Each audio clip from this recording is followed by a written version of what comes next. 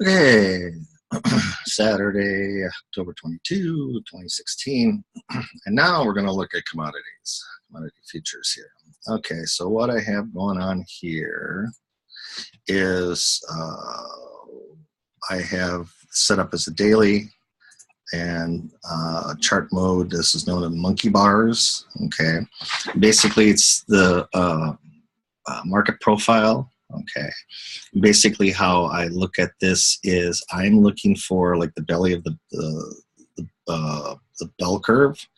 Okay, and basically it's basically like your distribution. Okay, and here I have 6A, which is the Australian dollar.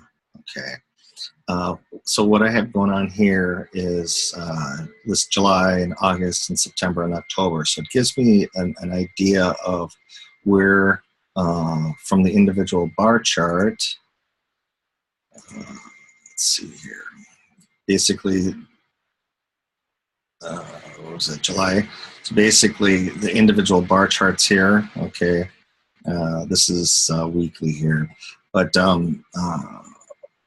all the action that's in the bar chart inside of it will show up on those little orbs, the monkey bars here. Okay, so basically you have all your trade. The shaded areas here are what I call the happy place, and that's your mean. Okay, this is the larger the area here, and the shadow area is 20%, or excuse me, 70% of the trade. So most of the trade happened in the shadow area, and the mean is here. Now, which is interesting here on the Australian dollar is, we'll say 76.30 and 76.10.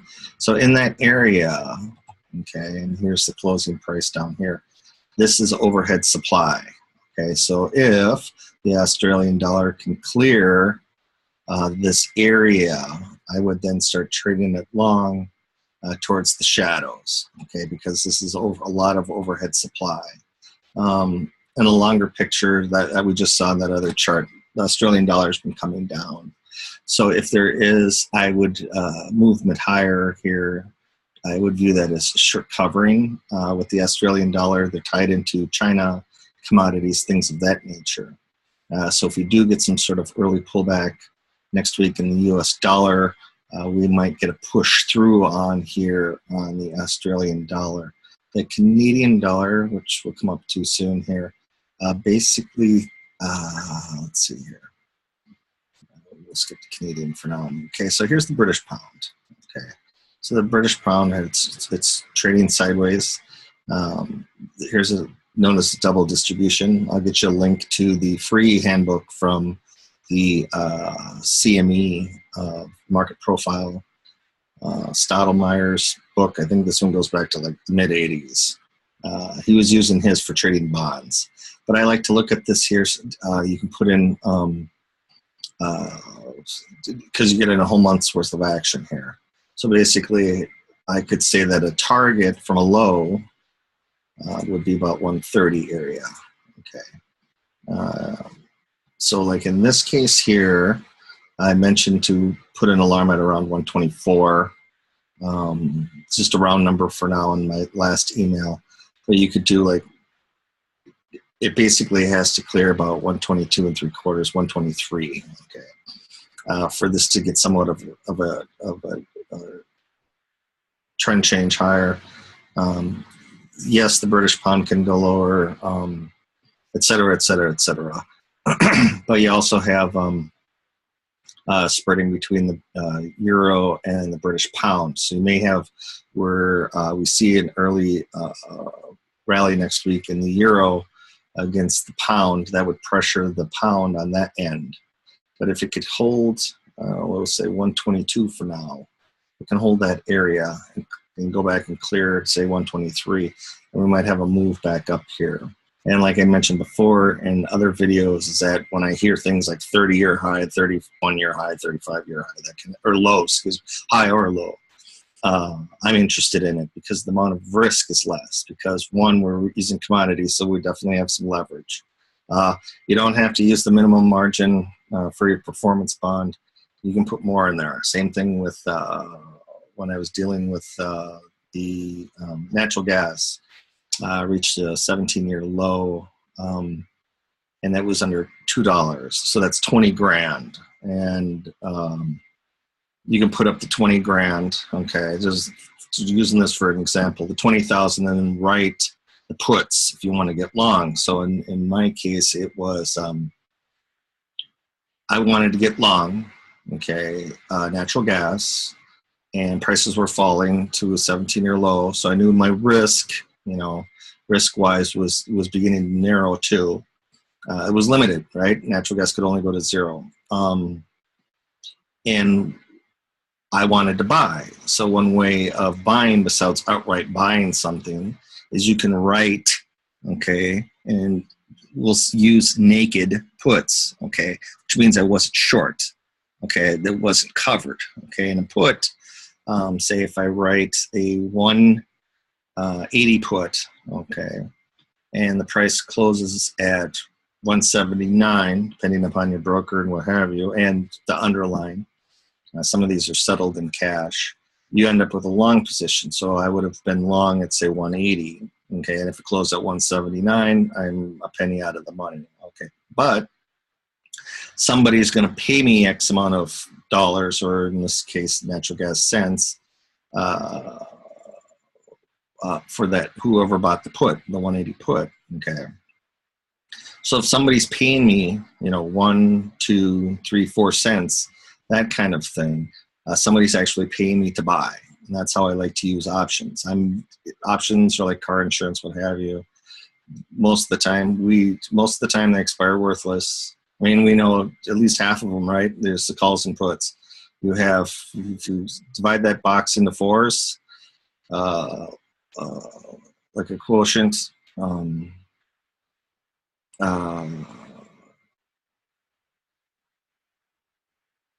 it's 2 of the boxes are going to be empty, and the other 2 are going to be in the money and then fading that way. Deep in the money and then at the money and then expired. Either way you look at it. So, majority of options either expire worthless or they get canceled out. They get closed out, and it's a high percentage. What is it? They throw the statistic around, but I think it's like 96% of options don't get exercised. Okay, I prefer, if I'm going to buy into something, I haven't looked as much as the British pound, just due to the fact that I'm trading currencies on a platform now that they used to offer options, but no longer. And this is over the counter and blah blah blah. Besides the risk in the market, I also have to look at the brokers and stuff too, because it's dealing with currencies and that. So you can run into problems. Not everything is SIPC and that kind of thing insured. So you have to spread it out. But on the British pound here, okay. So what I'd be looking for here is I'd be looking for some sort of reversal. Instead of the old catch the falling knife, is look for some sort of reversal to come through. So instead of set an alarm at like I said, 124. Here I have one at 123.29. That must be from a bar. From a bar that I have. Yeah. Okay. So here I have. Okay. The futures. These are equivolume bars. Where is it here? Equivolume bars. Okay. So they show the bars, and this is a weekly, show the bars and the amount of volume in there. So it tells me how many people, participated here.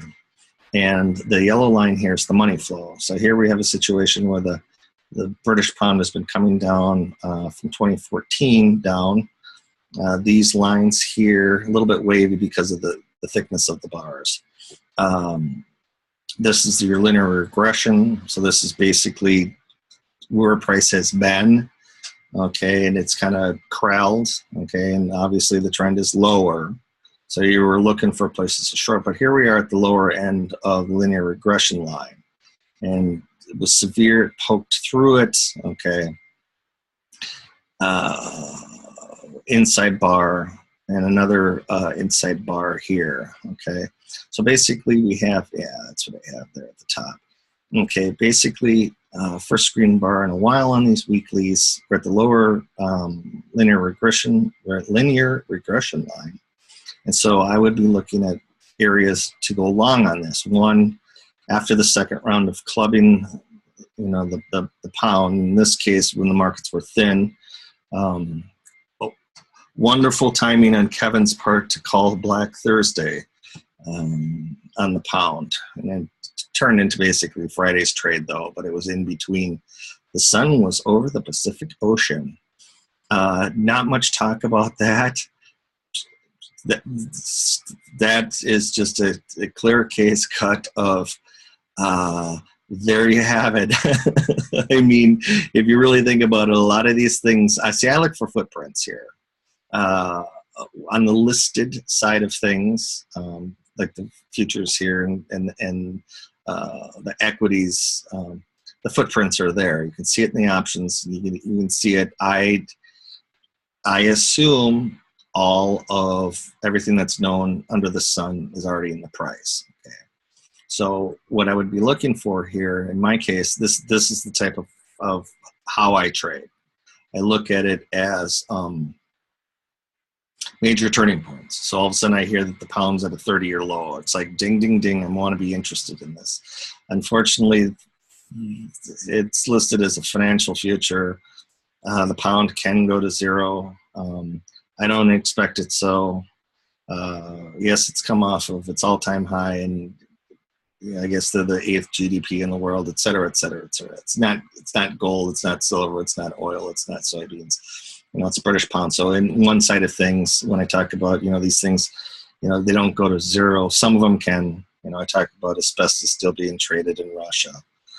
So on the British pound here, we get the Brexit to come down, then we get some follow through. We landed in the lower regression line, so I'm interested. Okay, the money flow basically came out of it. Here's the high and the money flow up in here on the chart. Kick it one more notch. There we go. That worked. Okay.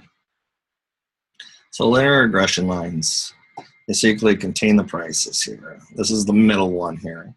Okay. And then we're at the lower. So I'd be interested, one, just due to the fact that the money flow came out. Two, the price blasted through the lower linear regression. So it's outside. This is a hell of an outlier. Okay. And then we have a couple of more insights. So they're not sure what to do. You can talk a good talk about 120.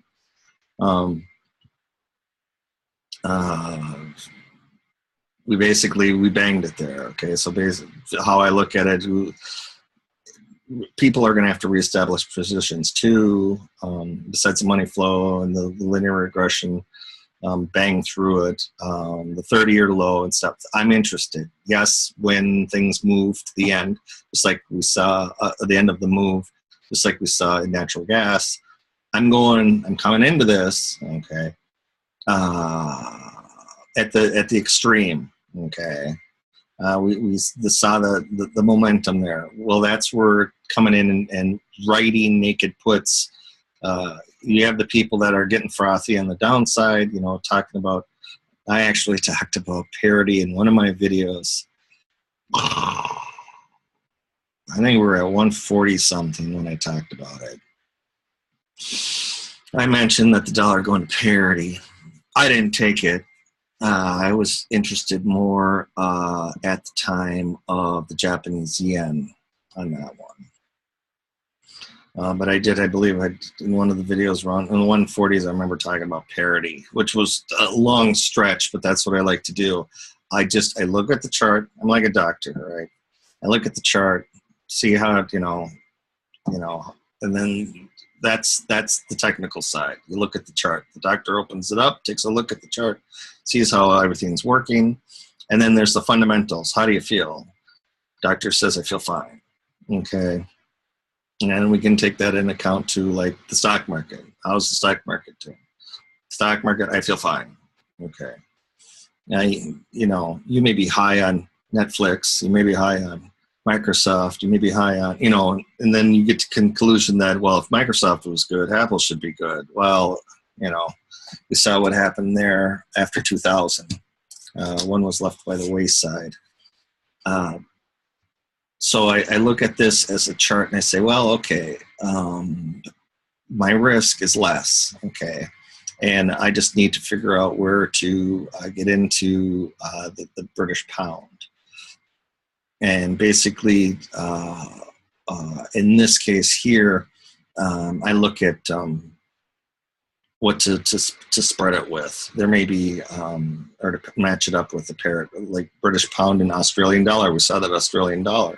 If it breaks through, that might be of interest to go long on the way back through when the Aussie dollar comes back, or the New Zealand, or on Black Thursday, I talked about shorting Euro British pound, and it had a pretty good spike. It came back,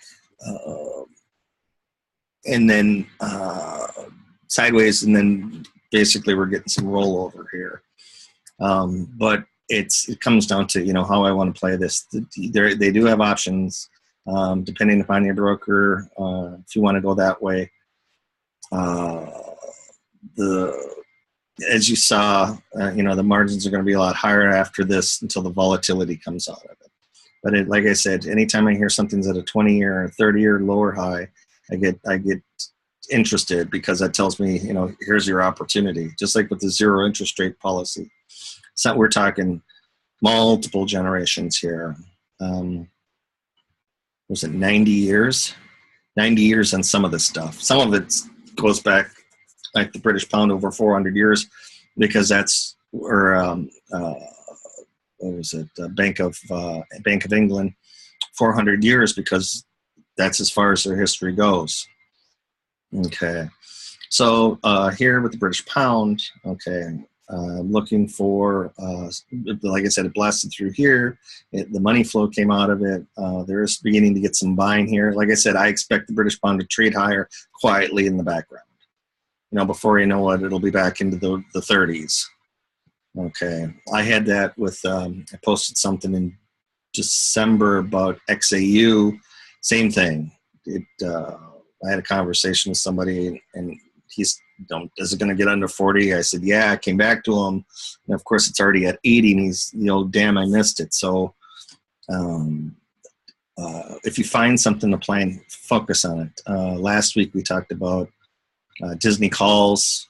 I was a week early, okay, but the same thing is nothing has changed. Like if the British pound does go lower, I look at it as, okay, the opportunity is here. Okay, like I said, we're dealing with leverage here, so try not to go all in. I do recommend, though, okay, for trading, for speculating, okay, I do recommend that you find one thing. A lot of us find the E-minis as something to follow. You follow that thing. That's all you. There'll be enough there in the E-minis for you to survive. Okay, I tell students to try and take 4 points or $200 a day out of the thing. You can find it. Okay, I also talk to people about. I'm on the West Coast ish, so you have the Nikkei, which is a $5 instrument, just like YM, price weighted. And I find that one actually a lot easier to read. It doesn't have, it's not as, not a lot of participation in there. But it's an easy technical read. Of course, candlesticks came from Japan. Okay, so we're talking, and when it's an easy technical read, like currencies and things of that nature, it's a little more clean cut, and especially with computers today. I find the computers, it's a lot easier to trade. You'd be amazed at how many times prices stop on pivot, or extension numbers, or things of that nature. There's a lot more self-fulfilling type action out there. Okay. Which is fine, because of you only need to know a few things, like moving averages, within ticks or whatever. Okay, and we as speculators, I would have died for this stuff when I got started. It was out there, but it was 33 megahertz computers. We had CK or CQG. No, Yeah, CQ. Yeah, CQG. I think that's what it was. I think they're still in business, but that was to get the market profile. So here, here's the British pound. I'll move it back to like the daily here. Okay, so you have the hard bar through the top, linear regression. Of course, this is backwards looking here. Okay, and because I changed it from a weekly to a daily, the linear regression did too, because there's more data points. Okay, so on the weekly, we saw that it overshot. Okay, so that, and I like to trade off of weeklies, whatever can keep you in. That's the toughest thing that I find with people, is that they'll hold a loss for 3 weeks, and the first time it gets in the money, they're out. Or as long as they can hold on to it, they get out. But if they get a winner, you have to hold on to it. And a weekly helps you out, because all you have to do, okay, say for example, you're on your daily here, and all of a sudden you see the blast through the euro here, and we're at 149.50. So you have the 150 level. You have just a lot of things that would be if. They're all just numbers, but it's 150. Okay, you blast through, you short. Okay, you decide to short. Lucky for you, you get this more than likely, because it was a windfall. Most people would get out of it. I would get out of it too, because it is such a huge windfall. But what I would do, though, depending upon how many positions I'd had, if I tried to sell some options into this, because I need, if I'm short up here and held through this, but got this, I'd want to hold on. It's tough to have it come up against you. Okay, but the thing is if you have a winner, you got to let these things run. There are only about 3 or 4 good moves in a year. This year especially, it was really good movements from the videos I did in November and December, with commodities coming down, the oil and the gold and sugar and you name it. They all, not all of them, but they all got a decent move. I mean, when you're at 1050 in gold and you're like, I think it's going to go to 1400, I catch a lot of grief. Okay, which is fine, right? You guys, after a while, you guys will catch on to how I do this. But, what I'm looking for is at market extremes. And that's where the commitment of traders comes in. I started with commodities. Commodities really go to zero. So if you hear things like the next one I expect to hear soybeans and wheat and corn and those grains probably next year. Begin to hear things like, decade, 2-decade lows. Remember, these things started out, I think we got the turn when Clinton left and Bush came in. We had the commodity secular bull market. So now we're done, and we should continue to move into technology laden. But what we do is some demographic problems with all the aging baby boomers. But they will give us, I'm not going to call it hyperinflation, but we're going to get a lot of inflation as the wealth transfers. Okay, back to the British pound. So the British pound comes down, does its sideways thing, okay. Still a lot of problems here in the upper 130s, okay. If there's a bounce, I would treat this middle linear regression as a target, which right now basically coincides with down here. So that's about 128, okay. Came down, once again, the washout and some sideways action here. Okay, and what I would do is here it's trying to roll over again. So you move your stops, okay, above the highs.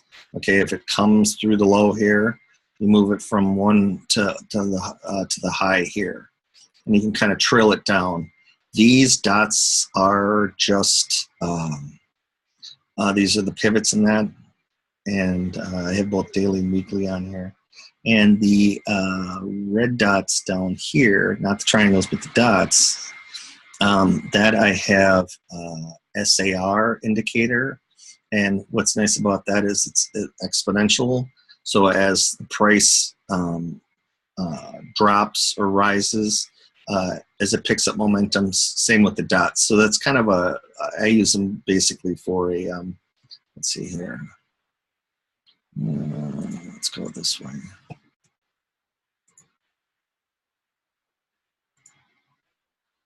Okay, like the dots here. I'll use them as a trend line. Okay, so the dots came down, price came up.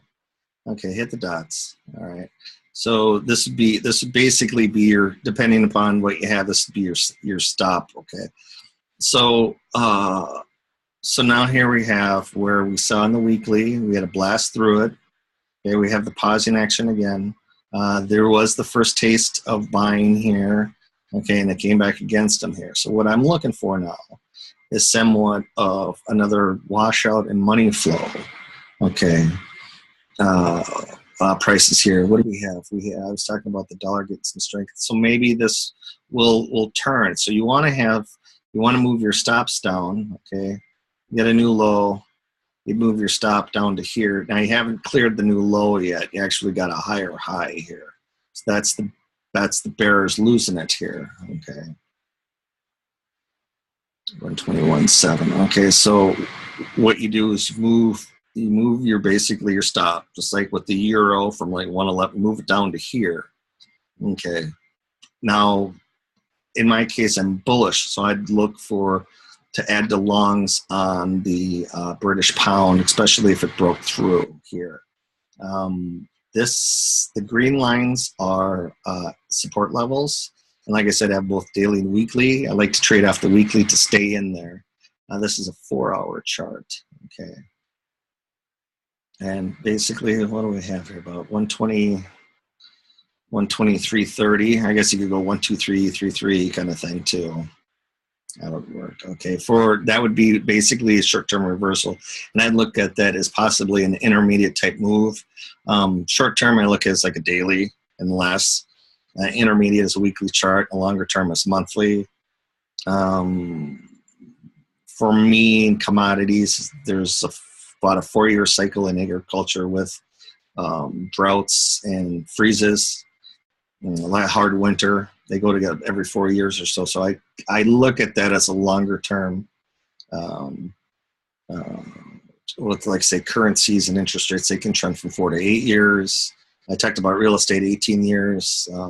They have other cycles too, 30 years, 90 years, things of that nature.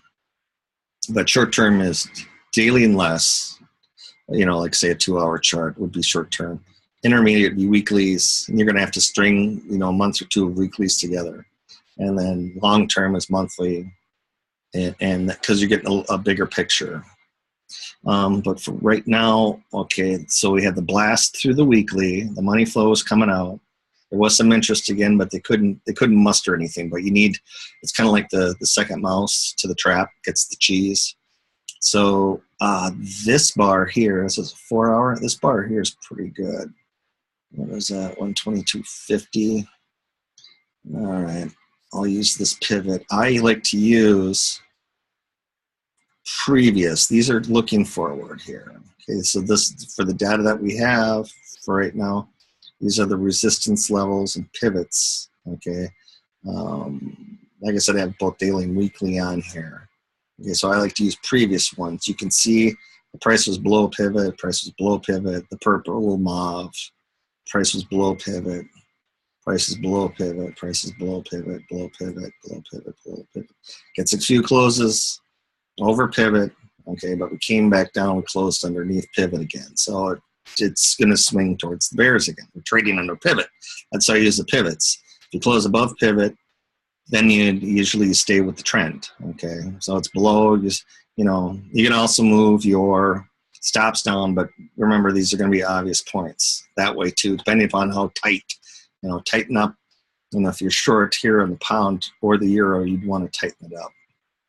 So what I'm looking for here is that on some sort of weakness to move this in and get it a little bit closer and have some sort of resting buys there just to get you in, because you never know if something will get triggered.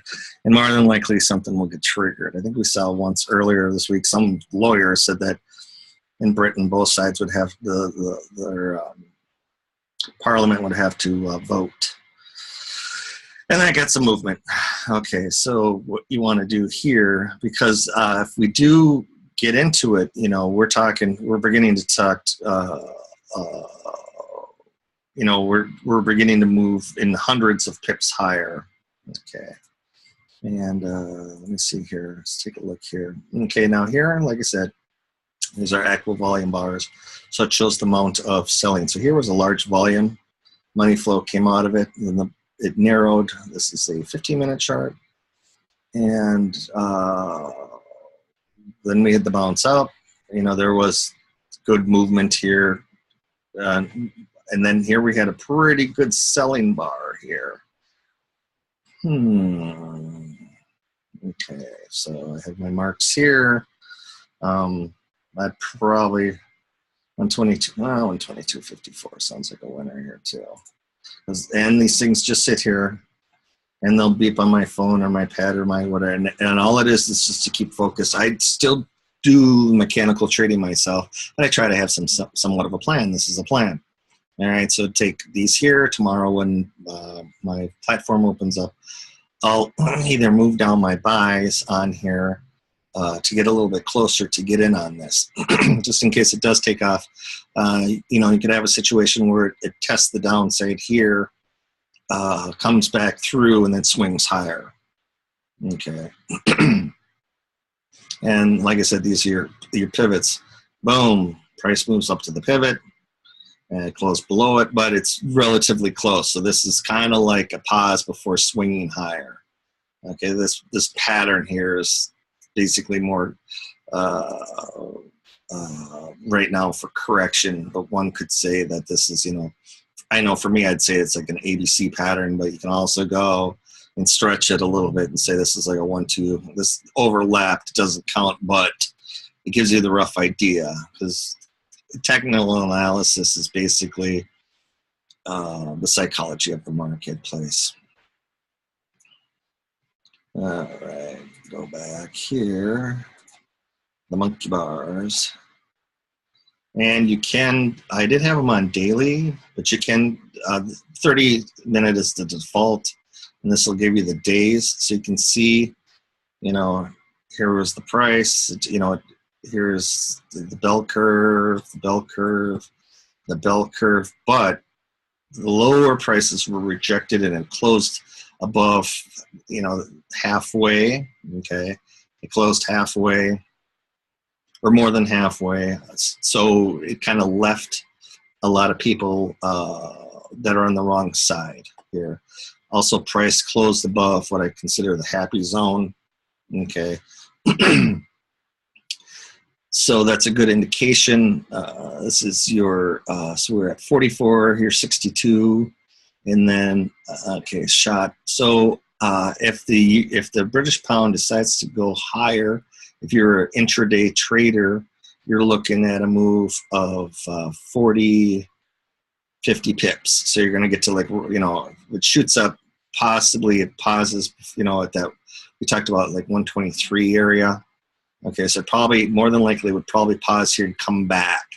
And then the support would probably be here at 122.60, 128. Okay, so even here the ranges are narrowing. But you can use them for intraday. These are 30 minutes. This is for the whole day. Okay, so Friday, it closed above the happy place, which is, I slant it, you know, like it's kind of like card counting, 1 point bulls, you know. And this would be your areas here, the first round of resistance. There's two of them here, so I kind of blend them together. And then the other thing too is, okay, it comes through here. Okay, say it comes straight through, comes up, gets up to about 123.10, and then comes back and holds here. It's still above the happy place. And it's now beginning to find what used to be resistance and support at the 80.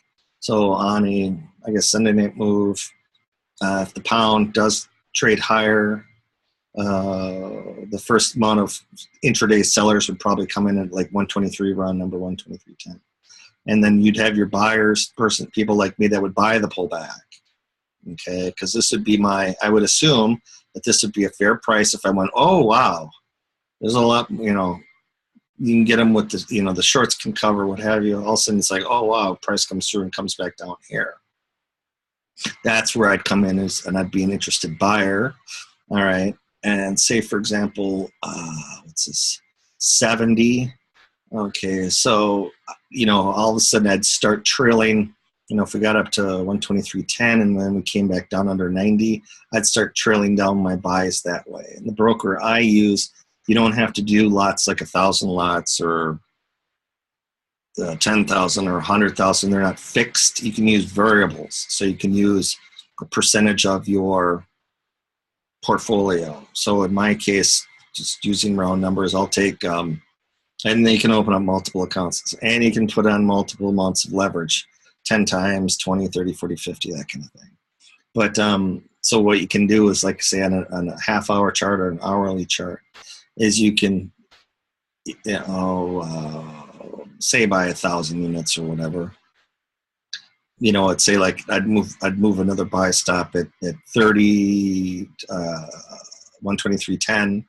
Okay, and if we came back down to 90, then maybe I'd make it move one to maybe here's 05, 04 as it comes down. So just in case I'm ready again if it swings without me, if I'm not paying attention. And here's 80. So here's where I'd actually try and do the old falling knife thing. I'd try and come into here, assuming that this would be my optimum place to buy. But you're like everybody else. You read this and go, oh wow, okay. A little more strength on the upside. We'll see how it fares on the downside. You'd want to trail some behind it to buy. If you don't get your optimum buy, my optimum buy would be back below here. Or yeah, that would be an optimum buy. As low as 34. But I'd assume that buyers would start coming in under 122.80 if it goes up to 23.10 and back down. And then we'd look at it from there, probably Monday night or Tuesday's video. Okay, and then you have the Canadian dollar, basically the same thing. Canadian dollar closed all the way below. These are monthlies, remember. All the way below the range, so a weaker Canadian dollar, hence I'm going to say that we're going to get oil to follow natural gas lower. Okay, so right now the Canadian dollar is below, which was like these areas here, multiple areas of what were resistance. Okay, blasted through it, traded higher. I think we did hit 177. This now somewhere at 175. That's a heck of a reversal here. 200 ticks, I think, on this. $10 a tick, so that's $2,000. So that's a hefty reversal here. And with it, like I said, a lower Canadian dollar, I'm going to see lower oil. And we remember we had a third of the United States gets a third of our oil from Canada. Here's the euro. Okay, we saw that the euro, there's been an uptick in euro shorts. We've moved from that 112 area on the short side. It was targeting 108. We got into the 108s. So if there is a rally in euros, I would expect people and also new shorts to come in at 110, we'll say 34. 110, 34. I guess we busted into thirds. And then this area would be next, 111.80. I highly doubt we'd see that. We need to have something happen economic-wise in the United States to get the reversal in the dollar. There are a lot of, not a lot, like we saw in the earlier video, there's new, fresh blood in the dollar. So as an old floor trader, we'd want to spank them and take it from them. All right, so right now, 110.34 would be the first stopping point or the first alarm for the bears. Okay, what usually happens here is if somebody's short up in this area, okay, they're going to look for place. You have your buy the rally, you have this, or buy the dip, you have sell the rally. So what would happen is it's harder or strong hands, people that have some deep pockets. I mean, if you're targeting 106, 104 on the euro, you're looking for places to short. So like in my case, I highly doubt we see 111.20, let alone 111.80. Okay, if I did, we'll say 20%. I mean, you can run the statistics and the odds of, two standard deviation type move, that kind of thing. But this would be the first place that they'd come in, and then they'd come in again here too. Multiple distributions here. See, they didn't like it here. It faltered, and this is the next distribution, and there was a little bit of a spike here. It did close at the lower range, so one would expect more follow through. But we're, like I said, we're getting a lot of shorts into fresh shorts into the euro, and also with the movements that we had, we cleaned out some longs here too. So this is kind of a poor area, and it can be easily reversed. Say, for example, on Sunday night, if we open lower and then reverse, I need to put an alarm here because it gets back into the trade area. Okay, the shaded area is 70% of the trading. So you had some of the trading above, the bell curve above. So you basically have new shorts down here. Okay, so they're susceptible to getting caught themselves, which makes for an awesome afternoon when you have a profit and take it there and then turns into a loss. Always use your, especially in currencies and everything in general, always have a stop loss. You can go with, start with your stop loss, like in this case here. All right, say for example, I just have enough for one contract. Obviously, you know, when you're talking hundreds of ticks here, that's not a smart way of doing it. Just like I said before, with the 4 points on the E-mini, we take for the profit. Same thing on the shorts. I mean, if you can't get within 4 ticks, or that'd be 16 ticks, but 4 points of a turn, you know, at resistance or support or whatever, then you're just too far away. And that also happens with this double distribution. Say you're long the euro here, and you lose support. It's kind of like going from, say, S1 to S2 to S3. You know, if you buy at S1 and it doesn't work and it slides, it'll continue to slide. Immediately hit reverse. That's the first time your gut, or you swear whatever, just hit reverse. Don't worry about the commissions. You're wrong, okay? And that's when I find I used to trade. I'm older now and kind of changed my ways, but when I was younger, I would trade the ES on a 1 minute chart. I'd have to have enough to buy in threes, okay, or buy what I'm looking for is I trade the 1 minute chart. I have my range, okay. The RSI, okay, 1 step forward, 2 steps back, that kind of thing. So I trade 1 minute. I'd buy when, say the prices were coming down, RSI would come into 30 and then stop for, when you're staring at tick, tick, tick, tick, tick, it's fluid. You know, it's like you're in just a boat going down the river. You know, you ebb and flow, and sometimes you go side to side, sides moving side, back and forth, okay? So it's kind of, and all of a sudden you see a bunch of activity, and then it stops, and the price stops at coming then, okay? And then it would tick up a few ticks or whatever, and then someone would want to whack it again. There's people who want to sell at a higher price. You have people that don't want to buy. I'd be interested in buying. And then you have people who want to try and get out at a higher price. They don't know it, but the market's actually going to go back their way. They just couldn't hang on. And then what I would do is I'd look for like a second or a bullish divergence if I was buying. And usually there's few sellers and the price is just lower. Somebody hits market, get me out of here. And then the third time, and I would trade that. The only time I would get whacked, okay, because it just flowed back and forth. The only time I'd get whacked or pinched or whatever is when we did go from like an S1 to an S2 or to an S3. Because you'd play it, right? You play between, if it's above pivot, then you change to buys. If it's below pivot, then you work on shorting. Okay, so say for example it go from pivot down to S1. Well, I would, because it's below pivot at S1, I'd cover my shorts.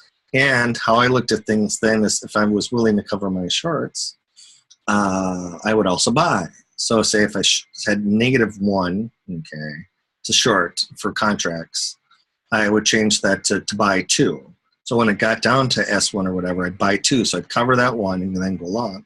The only time I got caught is if it did move from S1 to say S2 or S3, or R1 to R2 or to R3. Because you deal with that range, you have a lot of volatility, then it stops. And then volatility drops and it narrows. Markets spend a majority of the time going sideways. So a lot of the time, trading with an RSI or stochastics and oscillator is a way to go. But sometimes it breaks out of there, and that's where I throw in an ADX.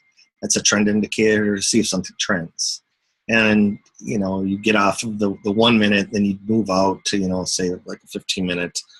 And that, what I like about the weekly is that once you put in your obvious, the bar is obvious, right? So you put the stops underneath it, you hang on there. You try to really do this, besides scalping all day long, is you need to try and hold on to something. That's what I like about commodities, because they do cycle. We're going to have a drought down the road. We're going to have a hard freeze, and this is positioned for it. And like with soybeans, it's like every 4 years.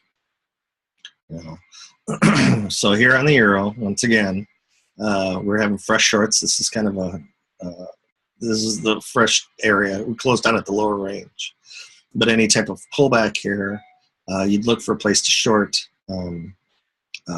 What I'm basically saying is I don't see the dollar falling back. So don't, if you're going to play the long side of this, play it for like a day and a half kind of thing, or unless your targets are reached.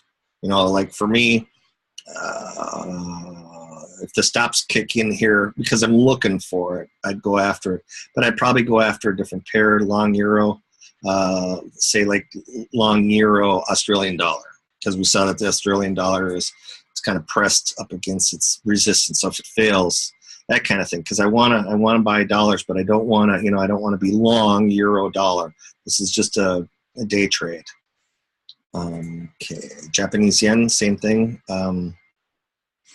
As this future goes higher, the US dollar yen goes lower. Okay, so we had the movement at 122. I said it was going to go to 104.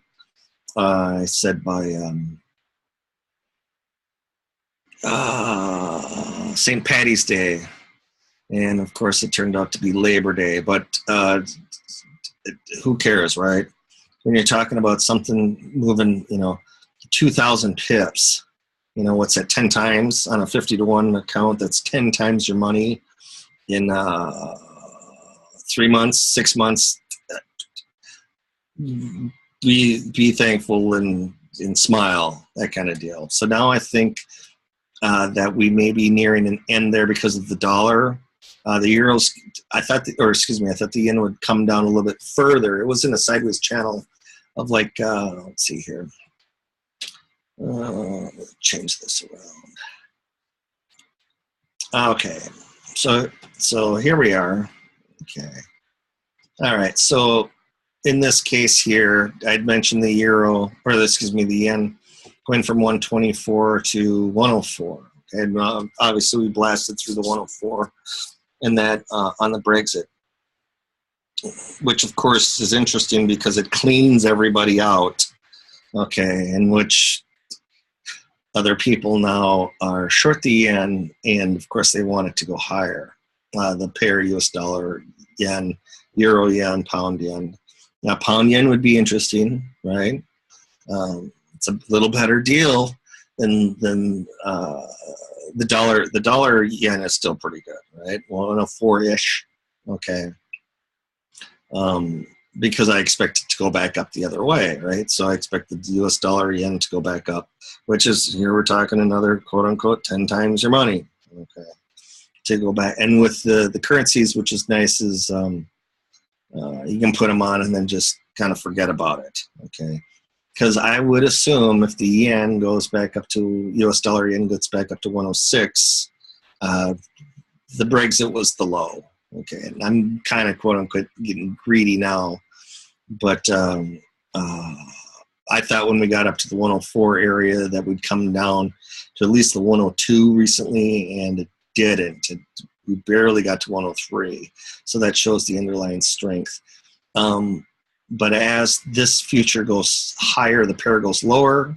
This was the move from the 124 to 104. Okay, here we are at the linear regression on a weekly.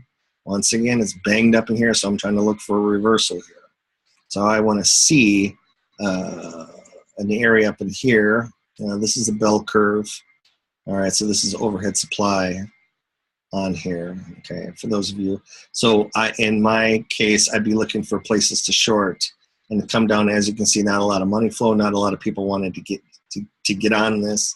This is a pretty good move, but they didn't want to get on it, so not a lot of people are interested on the long side of the yen. So I would be looking for fading any rally here. They tried it 1, 2, 3 times. We poked on through, didn't work. This is a lot of overhead supply. We'll just say 98 area. Okay. So an alert. Okay.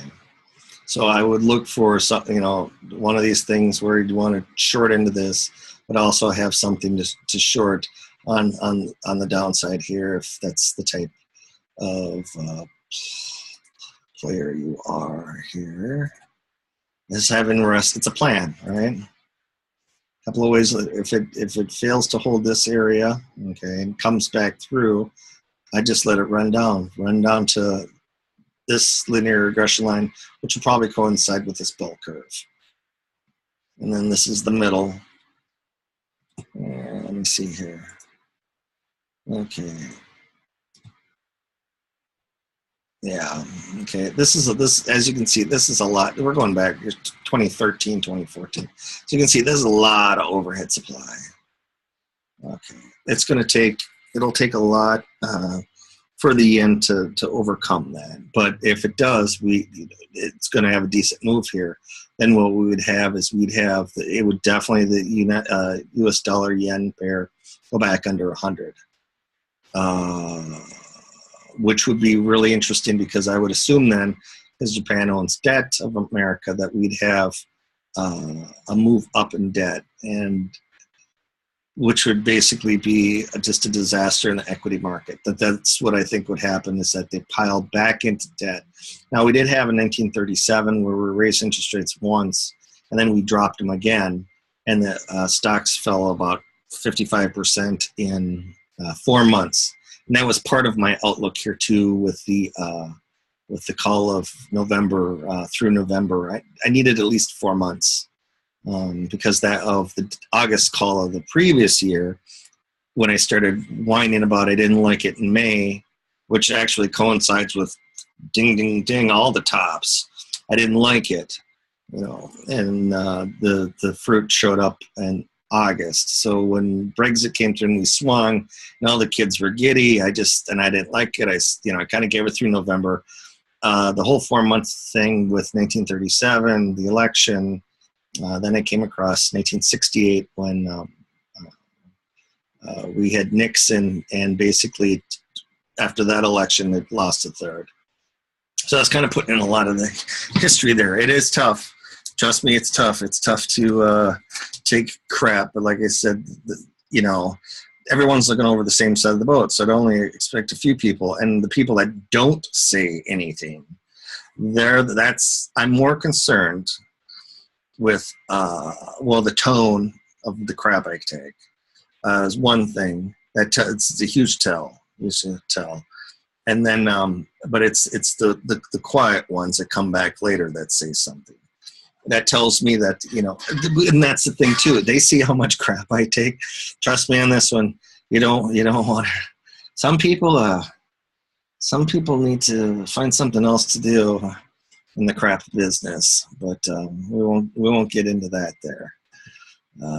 Let's just say I told somebody no, they couldn't. I wouldn't handheld them. I told them no. And I did not think that this crap would go on forever. But to me, I look at it as, my God, it's a huge sign. It's got to be a huge sign, right? Got to look at both sides of the story here. So, all right, so the Japanese yen. So any type of strength here, I would look to short this. But like I said, the yen holds the debt. So if we do get a rush back into debt for whatever reason, both candidates are 70. I'm not knocking people in their 70s, but just like the whole pneumonia thing. Hey, rock stars die of pneumonia. But it's what I mean. We gave Reagan a hard time, and he made it. So I'm not saying anything, but I think a lot more people are putting it on the outcome of the election of the obvious not happening. And it doesn't mean anything either. Just because we get the lesser of two evils or whatever doesn't mean anything's going to change economically. Neither of them are economists or understand anything about economics or cycles and things. I'm playing the whole stock market is what happened after the Great Depression. I have to look at it that way, with the number of people that were out of work, the type of displacement with the people, the number of people, even right now, where I think America's down to 1.88 kids. So we don't have, and like I pointed out, I think Mexico is 1.44 or 2.44. So Mexico has the same amount of kids birth rate as America did in the 80s. So, sometimes you have to go back to the big picture and go, okay, has the planet peaked out? We're reaching, all-time highs per se in indexes at a time where it's not working for the masses. And it just seems like here we are at one more extreme and an extreme time, and, here we are on Earth, anything can happen, but you have to kind of look at the big picture. Japan, to take that one, for example, if the world is just like Japan now, it peaked out in 89 and they're still paying people to have kids. In their stock market, what is it, a third or half of where it was when Bush Sr. was in office. So the world could be at that stage too. But the best part about that is our commodities will continue to cycle. Equities might be dead, but commodities will still have a hard winter. We'll still have a drought. We'll still have bumper crop. The stuff cycles. So I guess I can do this right now. Okay, so here we are. So I talked about, that was a nice movement there. That was news related. I love it when those little buggers get away with that. Okay, so here was it's headed to 104. And you'd be amazed at how little crap I took on this one. I think I just a handful, which told me, one, not too many people are trading currencies, and two, they just didn't think it was going to happen. But basically, on the Japanese yen, you had your head and shoulders. This is a weekly chart, so you have a head and shoulders. And a hard slide down. I was looking, Kevin was a little, he wanted it to happen by here. Kev, buddy, slow it down a bit, buddy. Take a look at the big picture. But I have to do that because a lot of what I do is psychology, right? This tells me the psychology of what we have going on here. You throw out, the 104, and you're like, you're dreaming, and they never come back to you and go, hey, I get the follow. But this was news related. That was a nice, and I think it was at a time where even if I told the world, it wouldn't have helped anybody. And plus, who else is going to believe me? It's at 122. We're headed to 104 or a lot lower here. All right, so here we are again on a weekly. And the price is blasted through it. Okay. And so what I would do is I would definitely have an alarm to get me, or to add in new longs, okay, fresh longs on here. Basically, I've been stuck in between 100 and 104. I keep nibbling on here, the greed thing is beginning to kick in here, where I'm trying to get a little bit more here, because see, here's like 102. I was hoping for the bell curve, and we got to like 103 here. So it's like, well, if it swings through here one more time, I'm going to assume it's going to go, here's 108, and this is 110 roughly. Okay. Basically, I have to, tomorrow, put on some resting buys here, because if it does turn around from here, I assume it's going to go, I said 106, 108, but that would be that. Okay, so that's 104 to 108, that's 2 times your money on 50 to 1 leverage. And that's only to there. So it's, you know, these are your opportunities. Like I said, you get 3 to 4 opportunities a year, decent swings. And in mine, it was all commodity related in the beginning of the year.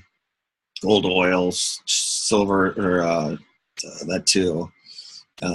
Sugar, you know, short side of cocoa, yada, yada, yada.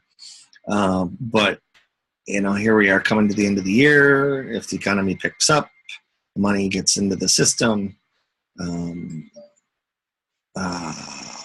going to get a stronger dollar. We already have the stronger dollar. It's trying to work on a breakout here. And this would continue higher here. And I expect it eventually to get back up to the highest again here. The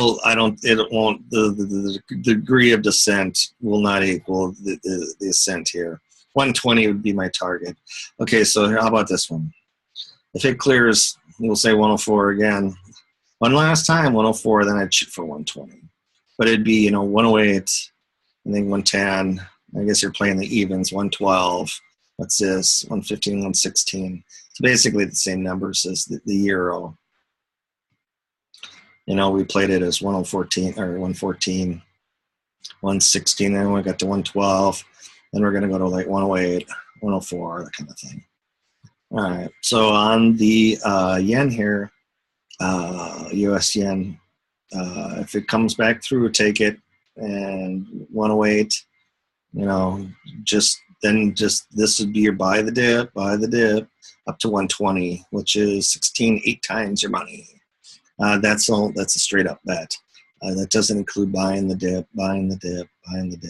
When you buy the dip, you can go after moving averages and that. In theory, you should just wait till it clears. You know, you add to the buy. You know, just like on the short side here, on the way up, you know, you move your stops here as it breaks up to new high, move up the stops. This is egregious here, just like this. And be your stop, move it up, tries to make a breakout again. More than likely, you'd probably move your stop to the breakout area because it broke out. Come down. This would be it for your stop. Swash through it. So now you're like, okay, lost this. You're looking for places to fade. You get under about here. It cracked it. This is your snapback on news. And then continuation. So you have a stop under here. It breaks. And then, or not a sell. So then you wait for it to break through again. Here's your sell. Okay, same thing. Comes down here, you sell. Comes through here, you sell. Comes through here, you sell. And then on your, but then you move your stop down. See like the little dots here. Dot. And here we are. So on this weekly, which is a longer look, clearing the dot, 104.89, would start setting it up to move to 108. So it's 300 pips there. That's a good one. 1.5 times. It's 150% of the margin. Your mileage will vary though. All right, so that's US yen. Okay, Mexican peso, basically the same thing, except for the Mexican peso actually is coming off. Okay, this is a multi-year high here on the peso. Okay, this is reverse. It needs to clear 5432. We'll say 5432. And then as this rises, US dollar peso goes lower. Now, a lot of that's been emerging markets, and that's why they've been getting the pressure like this. If the Mexican peso goes higher, basically it's more unwinding than economic. Unwinding of trade, like kind of like 147 oil. Unwinding here. Versus actual strength in the Mexican peso. It was similar to like the peak in 2007 in the U.S. market. Oh, it's a good thing. as oil goes higher and the dollar goes lower, it's good for equities. Well, at some point, you quote unquote inflation, and that's where they come in and raise the interest rates and crater everything. The markets, even without the Fed, the markets will still gyrate, laissez-faire, but they just help out the situation, which of course benefits those that understand that when you're about to lose your job, your house, and your family, that's a good time to buy. Yeah, and I think I want to get a second pool. I'd be running to the hills. All right, so on the Mexican peso here, clearing 5432. I have one here at a little bit. Oh, that's a lower one. No, okay. Some alert here. That would get it to follow through here. You want to be careful though of it's going to be whippiness. At the end of moves, you're going to get some whipping. Like the dollar. Here, let's do it this way. Oops, come on you.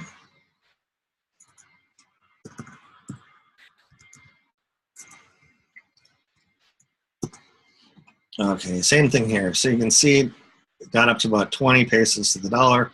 We're down to the happy point again, so be careful here because you could have a move back into 19 and such, okay, because this is the happy place. You basically have a 50% of the last move up. So this is US dollar Mexican. US dollar gets stronger. You could have a continuation pattern higher, okay. So just be careful here not to pile on too much, okay, that's basically what I'm saying. And take a quick look here. So here are weekly bars. And I blasted through it as a first telltale sign. Second one, you barely got through it. Okay, barely got through it, came back down again. This time, same thing. It's losing its momentum here. The rate of change is dropping. Came back in. Okay.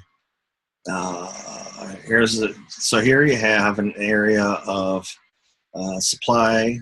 Okay, which now would be deemed as somewhat support. In this area, it does look kind of obvious that it's coming down. So what I'd be looking for is, it's this 119.13, somewhere like this middle median line here. I'd look 29. So the lower third of the 19s, that's what I'd be looking to possibly add some shorts. Okay. But also, I assume if this is unwinding of the longs, you can see it's been a pretty good move here for a while. Unwinding of the longs that the Mexican stock market would come off too. Cotton, I moved too quick. Oh, let's go back. I missed a couple of them. Okay. Okay, so what do we have here? All right, so this is Brent crude. Okay. So here's an interesting deal here. This is our little orb, all right, for October. Okay, so oil 40s, paused it under 50, found support at 47. Okay, moved above the 50s. Okay, got up to about 54, called it quits. Okay, so now all of a sudden oil's below the happy part. Okay, so the bulls in oil need to get back in and begin to push this. Okay, it's a low close under the happy place. I have to lean towards the bears. Okay, and in my case, the 40, once it clears 47, then 49, 51, 53, 54. And 52 actually had a bell curve. I think we'll see that in the next one here. All right, so I'm going to leave this to the bears. All right, losing 51 should pretty much do the trick. The stopping points would be like 49 and a half, and then down here at 47 on Brent. Okay. For right now, I'm going to have to say that just Brent in general is at a at least a short term, but possibly an intermediate term, which is like weeklies. Okay, it'll find itself in November trading in this area. So the short side of Brent. The next one should be crude. Okay. All right. You're kind of freaky. How come you're not blowing up? Easy enough, Kev. Okay, so here we are. So now here we have Brent that closed below its happy place, and we have regular U.S. crude above its happy place. Okay, so here we have oil is oil, right? So we're either going to have West Texas is going to pull up Brent, or Brent is going to pull down U.S. crude. Remember, here's the currency in regard to the oil and things of that nature too. Okay, so here we're back to the 50-50 area again. This would be the support I'd use for the bulls. That would be that. Okay.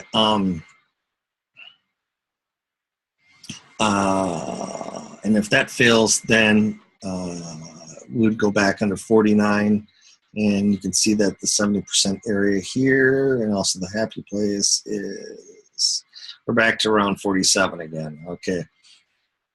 How I'd look at this with a stronger dollar, okay. Seasonally, we have driving to grandma, driving to, the holiday, that kind of thing. I believe gasoline is up there too. So we're getting amazing how gasoline is moving higher into the holiday driving season. All right, so I'd look at this as if the bulls lose 50-50, then I'd work it down to into this area. Do I think it's going to go back into the 30s and that? Not as of right now. I'd probably say like the mid to low 40s would be it. I was happy before. I said somewhere between, I think 37 to 47 in that, a $10 range that way. It will adjust once we find a bigger happy place. As all these commodities begin to normalize, the amount of producers, the amount of supply and demand balances out. It's not so lopsided like we've seen it go from 147 to 36 and back up to 100 and something, and then back down to 26. So somewhere plus or minus 40 is okay for right now. We do we're changing things around. Baby boomers, I see a lot of single cars in the double car garage kind of thing. So we have some changes in the population in that. All right, so on oil, 50-50. If it loses 50-50, probably around 49. Then if it cracks 49, then I expect it to go back down to 47 and that again. Trade into this area for November. On the upper end, then we're back to, if it clears 52, then the target would be 54. Outside of any geopolitical type thing, if it does clear 52 again, they did bring out some $60 talkers, 65. Okay, so that's beginning to tell me, if I had to be a bull, it would, I think 75 was a level. I can't remember if it's a Fibonacci or whatever. Let's see here. Okay, so here we are. Let's take a look at this. So here's a weekly. What was it? I get 75. Okay. Okay, here's 60. Okay. This is 75 was here. Okay, so that was that, but this is it here. 58. Okay. And that's 62. Okay. All right, here's your money flow. You can see that the money ran into it. We had a pullback from, we'll say 52 to 39. Okay, so here we are. We're barely clearing here, but we have a lot more people in there. Okay. I'm going to assume that that's the funds, managed funds. But here we are with a linear regression, and they're wavy because of these are volume bars. But here we are. We hit the lower bar, went to the first one, hit the median, came back through, down again. Bar, came up to the bar, pause, came up to the bar, pause, came up to the bar. Hey, what do you know? We're pausing. But I would assume, though, that we are kind of at the end of the game here. See daily. Yeah, daily. You can see we poked our nose through here. Not on as much money flow. So we're basically the onesie twosies bid up, hit buy on this market, and actually made the new high on less volume. So it's just kind of like the stock market. You're making new high with fewer people in here. So I would assume that we're going to go below here and trade back into, here's about 46. Here's a money flow, or point of control at 49, 48, 46. So basically, if it loses, the bulls lose 50-50. Then just play at 49, 48, and then somewhere around 46 if you're still short. That's 40, 47, 46. If you're still short, you may want to, depending upon what contracts you have, I'll write some puts, because what will happen then is if it loses 46, then you're going to have people talking about $30 oil. Amazing how that happens, right? 1 week, you're bringing out the people who are talking about 60 and 75, what have you. And then all of a sudden, a month and a half later, a month later, all of a sudden you're back into the upper 40s, mid to upper 40s, and then they're talking about down here again. Okay, what's that? 41 and a half. So this may be my new range, 41 and a half, and I'll just go 54 for now because of the upside line. And then 4 hours, since these commodities trade all the time, we could have a shoulder, a head, and possibly another shoulder. 51.50 would be resistance, 51.31.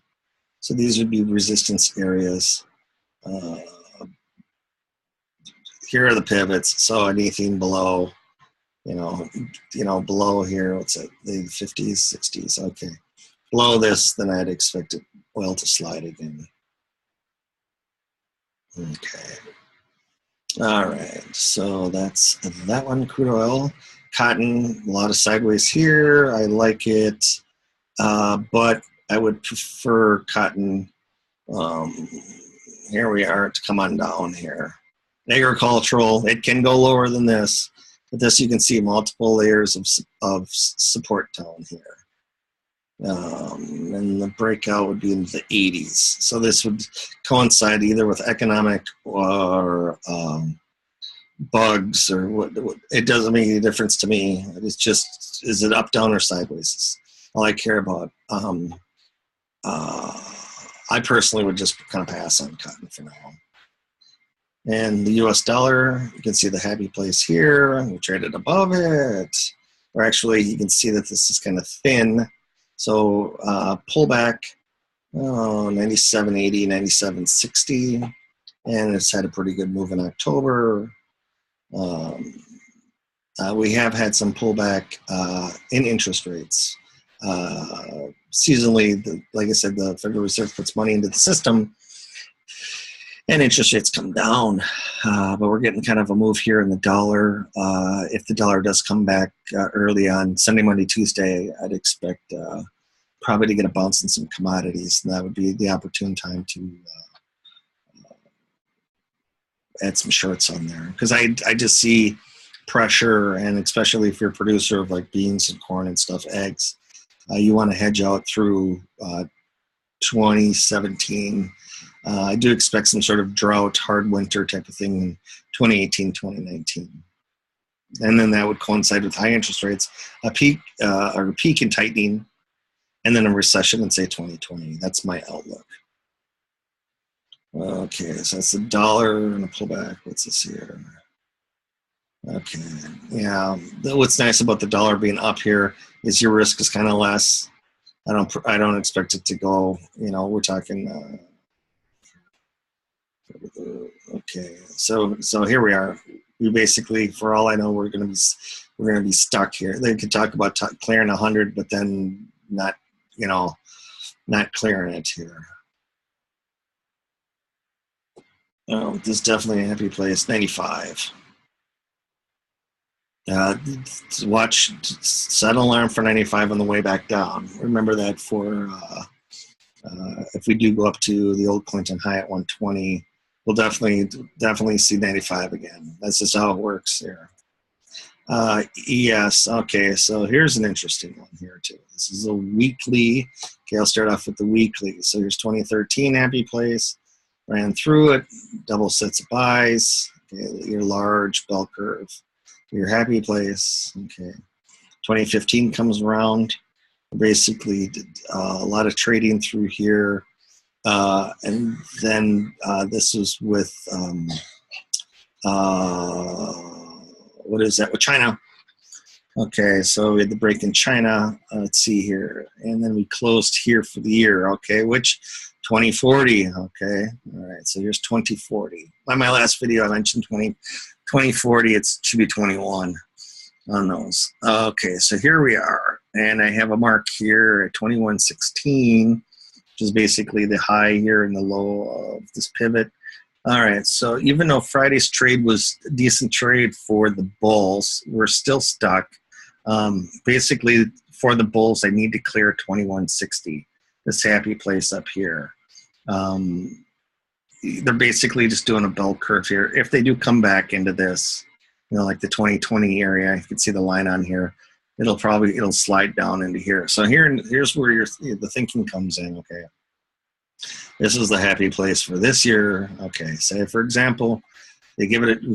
We give the earnings. I think I said what was our last Fibonacci, and that I think it was 2152. Okay, so you have 2160, 2152 area. Okay, so overhead. You get your Apple. You get your earnings, right? Apple's in a lot of indexes. So you get your earnings. It goes up. 121 to 125 in Apple. Okay, I'm just using targets here. You get up here and it stalls. Okay, you're going to end up having a lot of people that realize well, first off, you're going to get all the people that believe in Apple, just like they believed in Netflix and Microsoft, to come in here, and here they are buying right at 2160, we'll say. Well, if one day the market's up, we gap up again, just like one of those days that we had this week. We gapped up, okay? And they spend their whole day up in this area. The pros, and also like myself, I look at this as, okay, what do we know today? We know that every little person on the planet is buying an Apple. And, just like we saw earlier last month with all the call buying in Apple, I mean, it went out to 190 calls, right? A lot of them were, I think a lot of them were at 130. Okay.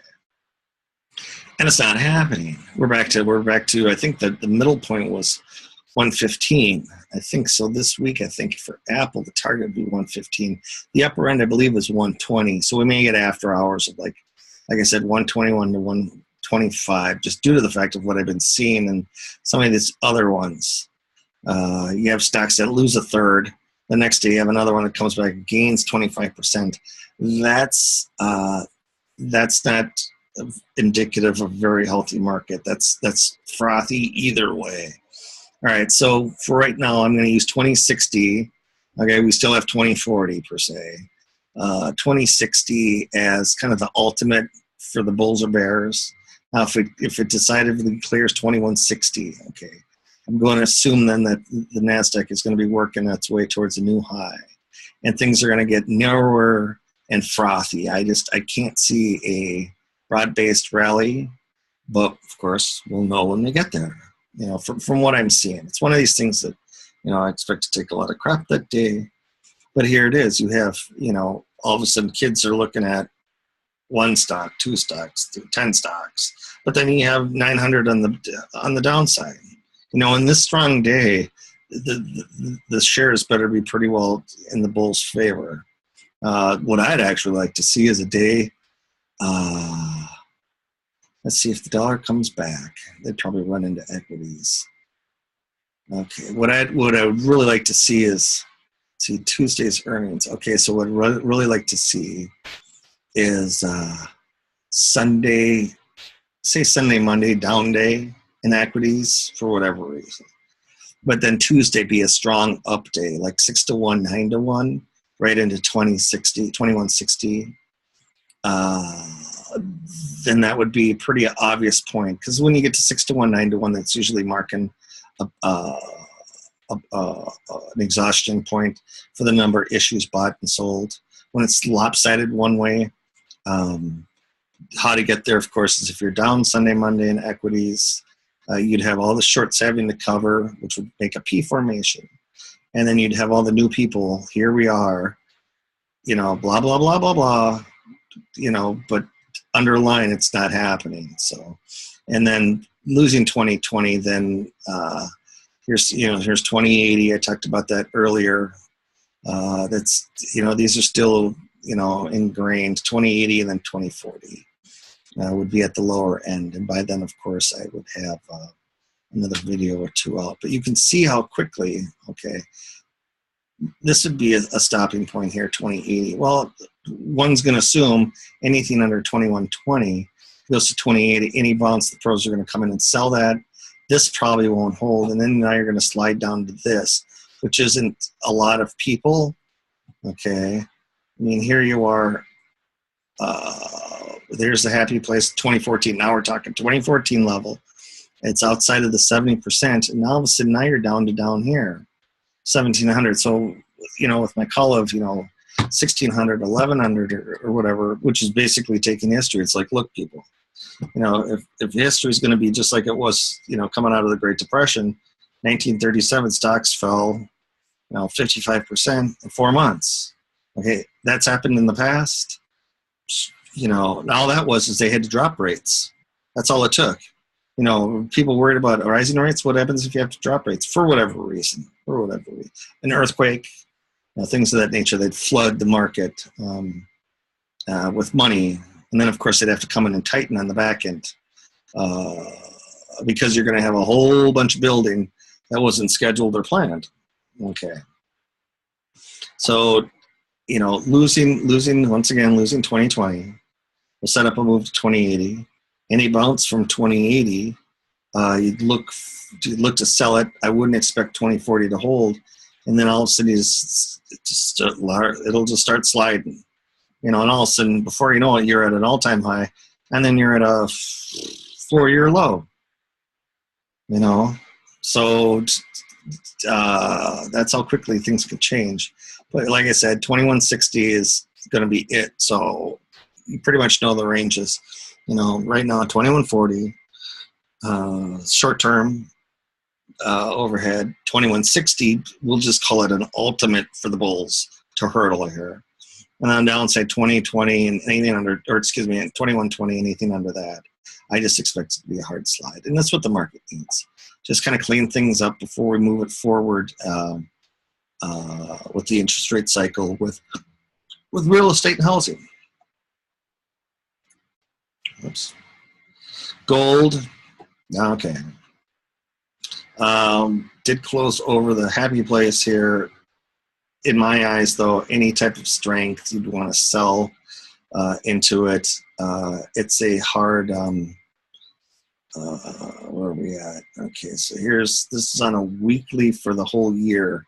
So the 2150, you know, if it excuse me, 1250. If it loses 1250, I'd expect it just to come sliding down. Here's 1180 and continue on lower and lower. Where are we at? Weekly. Okay, here's weekly bars. Here's your big dull curve here. So it came down and stalled on this. Say Sunday, Monday, a weaker dollar.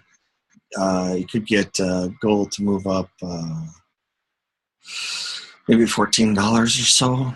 But, you know, there's not a lot of money flow. Not a lot of people wanted it on this one. You know, a stronger dollar, you know, that's the thing. If you have a stronger dollar, you know, you can go, even if you park your money in dollars, you'll collect the carry cost or the carry, you know, gold, you have to insure it and all, depending upon what you do compared to futures contracts and that. But you can see, you know, it stalled up here, dropped, you know, we went from 1400 all the way down to 1050. We got to 1380. Kind of looks like the New York Stock Exchange and the Russell, you know, couldn't make the high, waffling. So I just expect gold and that you want to play the short side of things. I just think this is one secular bear market bounce, just like I think in 83 to 85 in gold. So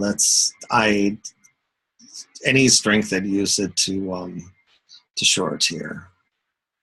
Outside of, you know, if you move to extremes, you know, dollar crashes for, then it's, you know, this is just the plan for right now. For any strength, you know, I'd look to short it.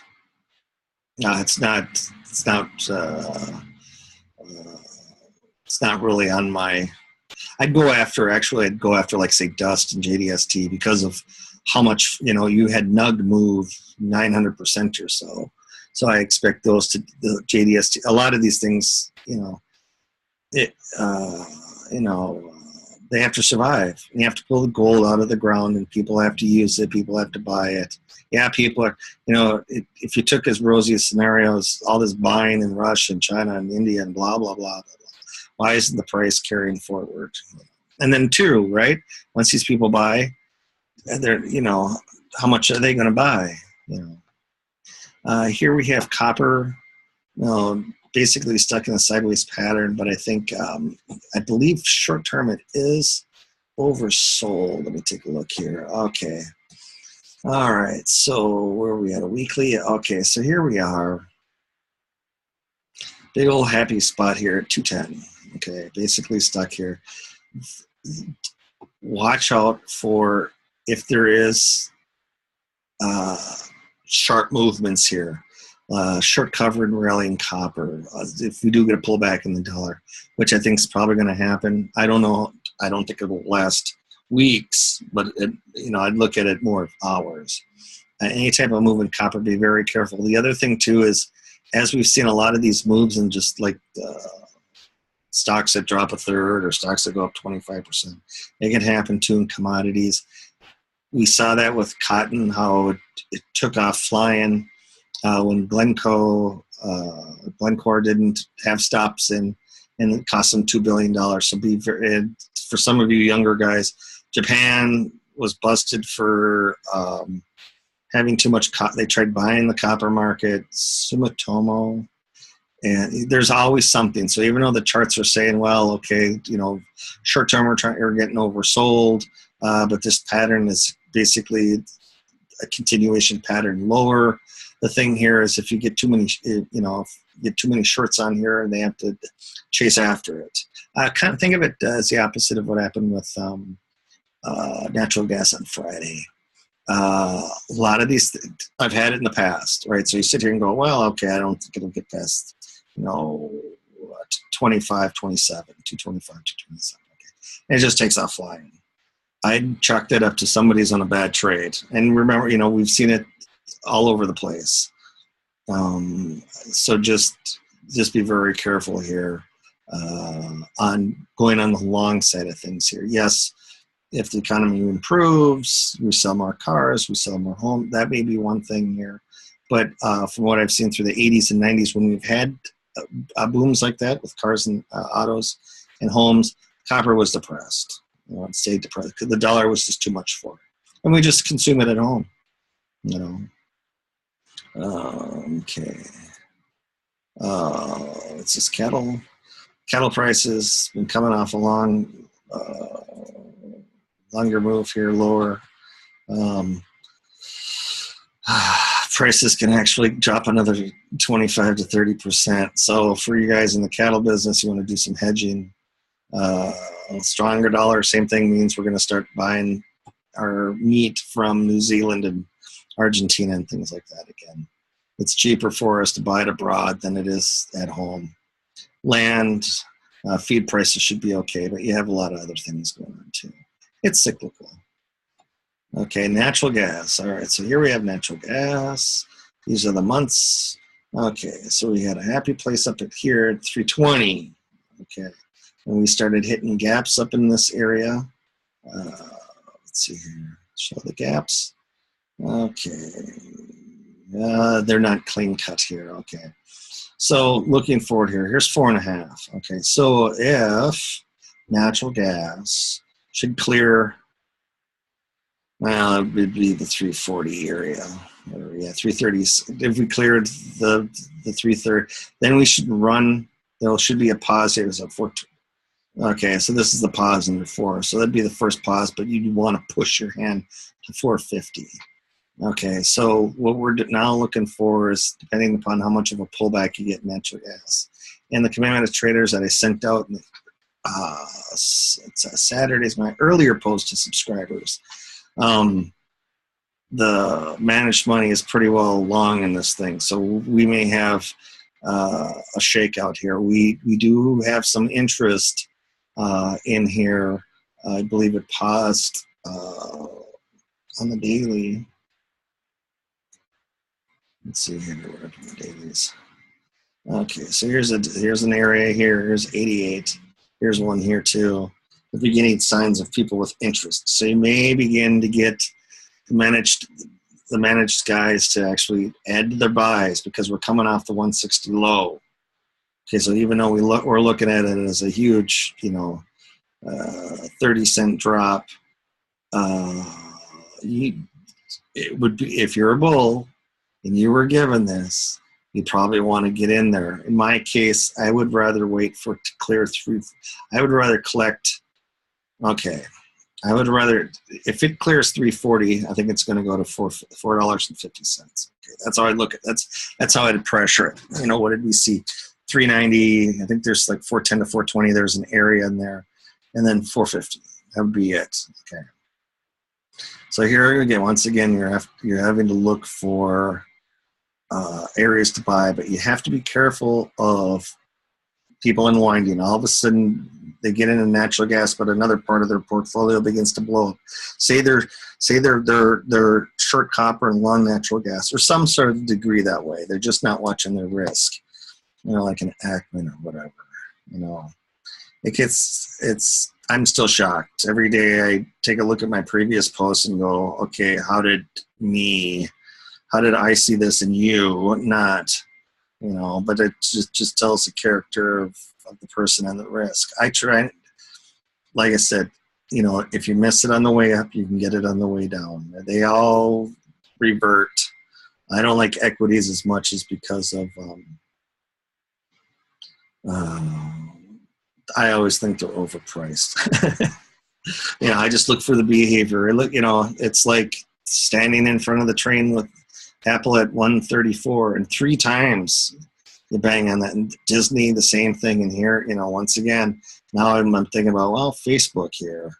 Facebook's beginning to have the same type of look.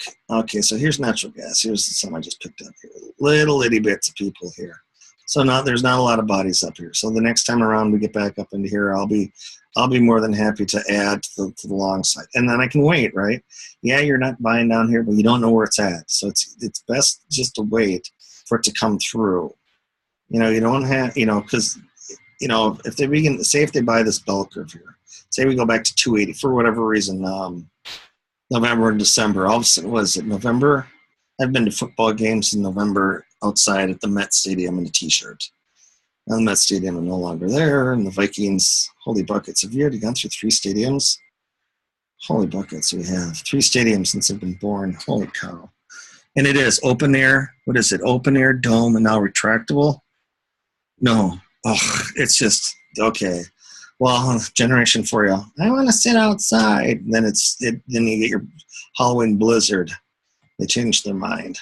All right, so if they buy in this area, right? Okay, if they buy in this area and then they have to unwind it, okay, you're going to be part of the problem. You're going to have to hold on to this here. So I would rather wait for it to come back through again, 312, we'll say. Wait for it to come back through, and then I'd add on to it because you're dealing with the quicksand here. I don't know how low it's going to go. All I know is when I posted, up here at 334, 36 or whatever, you filled the gaps. It was an R2. Seasonally, your pros and cons. What's the pro of natural gas? Well, it's off the low and it's doubled. Okay, that's good. The trend, quote unquote trend, is up. All right, so what's the downside? Seasonally, this is basically it. You hit an R2. You filled some gaps you worked damn hard to fill. On and on and on and on. So now all of a sudden here, if it's a mild fall, mild November, we're still seeing whatever 60s and 70s in November, and it's nice, that consumption is going to lead on, or that consumption lag is going to lead into the winter months. And if the winter months aren't minus 40 Fahrenheit or Celsius, minus 40, pretty good math, Kev. You're pretty quick on that one. Also, it's going to drag into the spring. Then what happens? Now there's a glut of it. We're sitting at or below 280. Not going to be too much bullish in there, and so I'd be willing to come back into this area. What is that? I'll say, well, let's do it this way. All right, I would rather be a knife catcher under 280. I don't think it'd go down to here, which of course Kevin just says, I don't think it's going to get down to there. But if it does fall into, we'll say 230 to 210, that would be an optimum buy for me for distant contracts, because then I don't have to roll it over to, these are distant contracts. People, depending upon if they have to puke it all up, you start to, and I'm into 2017. I'm into, March, April 2017, and I'm thinking, hey, can you guys give me October of 2018 or November, that kind of thing at a discount. And then you just work your way the other way. And if in the past, you've seen where, how about this one? Shoulder, head, and it now works on a shoulder again. What's this happy? Here's our happy place at 280. So, and here's your money flow. You keep pressing the down, wouldn't that be another shocker if you're now down another 20 cents? That's going to definitely puke up some people here, but you can see it. Look at the money flow. That's the number, that was that managed money that's in there. We filled the gap right there. I don't know why that's not higher. Maybe I used that one. What is that at, weekly? Let me go back to this one, daily. So I'm not posting my day. Where's my, okay, there it is. All right, so there's my dots. Okay, so here's the short side that when I wrote you guys, seasonally October is high price, they fill the storage. You got an R2, you filled the gaps, gap area. You had a lot of, things that we succeeded on doing, and all of a sudden she just rolls over. It's at 275, so it's even worse on a, how about this? The daily look, yeah, it's at 275, 276, 74. Okay. All right, so here we are on this one. Okay. And you can see your 4 here, and your 450 up in here for supply. So here in a weekly, I can't believe this one, this is interesting. My weekly chart is more bullish than my daily. Okay. I guess in theory that's right. Okay, so we basically have a sideways pattern. When did this happen? So we could have that after winter. Okay, so that's, okay, so we could have this same type of pattern as in 15. All right, so we come off of, this is October? No, this is October. That was a slide in, okay. All right, so the thing is, this whole longer sideways pattern can develop, let's say, the sideways pattern can develop in the spring, winter and spring of 2017. For right now, what's that, 70? Yeah, 270, 280 is going to be the target. You got to get rid of this money flow. Because you could see the people coming in here, just like me, you could smell that anything that they gave you was a deal.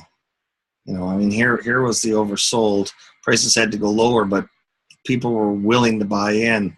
Now you get up to here, you have the largest money flow in years.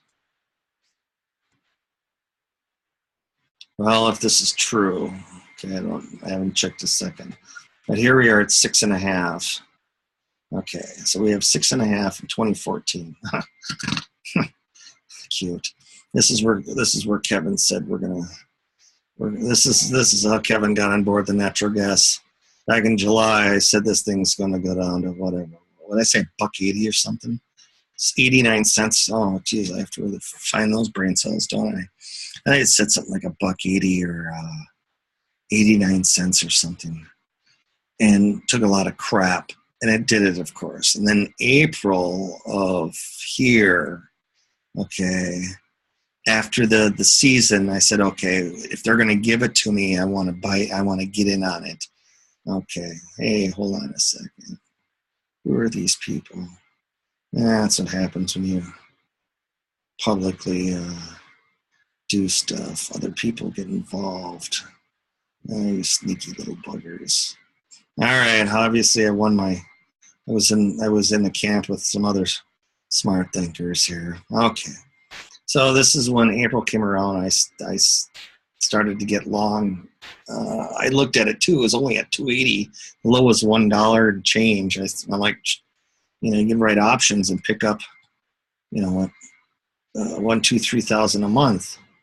You know, pick up 3,000 a month off of a $20,000 post. You know, it was more at the time, but I mean, you know, if you put in 100% of margin and sell a put, you know, you start, you know, 2,000, 3,000 a month. I mean, what was that? 10, 15% a month. And think about this one. They just move it down. Hey, you know what? You know, 220. A couple of times I got nailed, but that's all right. Oh no, I'm out a nickel. You know, what have you. But here they were. They were paying me to buy it on here. Other people did too. But yeah, you can see here that this is, I think natural gas here is going to have just a couple of issues here. I got to believe, though, that just by looking at the money flow, where we're at, it's going to continue to test here. And remember, we have Goldman Sachs in here. I think they moved like, or priced 70% of the market or something. So I'm going to assume, looking forward, that any type of slaughter that comes through natural gas will be bought up by our good friends, the octopus, and probably will turn into a inverted head and shoulders on the weekly. I'll let somebody else find it for me. I don't have to tell you that because you already know. You're a subscriber. And then look for places to buy. What I'll do, though, here is, in this case, there's going to be some whippiness around here as we go through the winter months. But I would, like I said, just set the alarm on here. You know, it's kind of like this here. What's it? From, we'll say 340. From 340 to 4, or 40, 50. There's 50 cents. I'd rather take this 50 cents than have to deal with whatever comes this way. I mean, we sat down to 210, 220. I mean, down into this area. What's this? 24. That's at 70 cents from where we're at. Yeah, I would rather take and wait to get, you know, bought in with a resting buy and collect the 50 cents here, than the possibility of having it go 70 cents against me and the rest of my portfolio coming under pressure too, for whatever way. You know, it's just one of those, it's, you know, wait, let the market come to you. You don't have to be so anxious. If you want to get in, there's always options. But just judging by the amount of money flow, even at this previous peak here, looks like we're going to have some issues here, especially if mild November is definitely going to start clean them out. Would I get short here? Well, first off, it was back here, but that's here nor there. If there is anything, maybe 312 to 316, I'd possibly short it. But that would be sometime next week only, because I just by looking at this here, we need to clean some of these folks out here. I gotta believe if I posted something that I thought natural gas was going to go back down to, we'll say 216, that would definitely get a lot of people involved. Or involved in putting me in the stockade, in the stock, and throw rotten tomatoes at me. What's this one here? 260. Yeah, it can. Natural gas could just. I'll just look at it here. I mean, there wasn't much movement. this way. This was a blow off though, 6.5. But I'd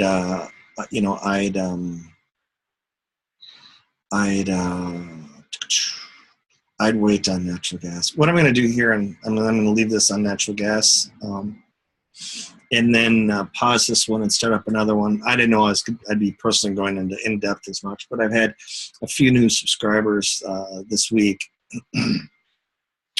and natural gas popped up, and gold popped up too, oil pops up, and things of that nature. So kind of, I guess it's not a bad time right now. From what I'm seeing, there's different confluences in the market. So, but yeah, for right now, for natural gas, I personally would wait until it clears the 340 again. And then look, it would be very nice if natural gas went under 260. And remember, you can do other things too. You can spread. For example, you could buy October and sell August, things of that nature. But I won't. Some of you are new to this, so buy or sell. But this would be the world famous buy on the dip, but for sure on the upper end. Just like you saw with pipelines busting in the south, you get a short spike. I'm right next to Needles, California, and it's a huge natural gas hub. Plus, remember, we had that one that was blowing gas in California for I don't know how long. I don't know how that could happen. I don't know. I don't know. How could you lose that much gas? But then again, you have your Horizon well down there. It spewed for a while too. So, but I'm going to leave it on this, and then I'll continuation with further futures in a moment. And thank you.